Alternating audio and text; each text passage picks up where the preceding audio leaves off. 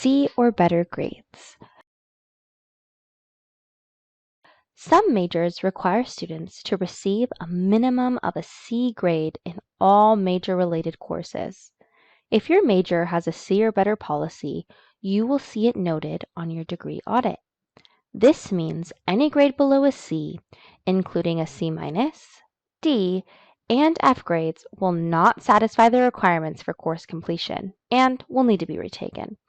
This means students in these majors must obtain a C or better grade in their required major courses, major elective courses, minors, and prerequisite courses.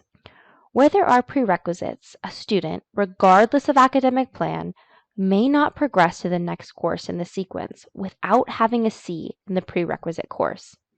If a student receives a grade below a C, they are encouraged to reach out to their academic advisor to discuss their next steps and course planning. In some cases, the course with a grade of a C- or D may temporarily appear as counting towards the student's general elective requirement. Once this course is successfully retaken with the required grade, it will be removed from the general elective section and applied towards the major requirement.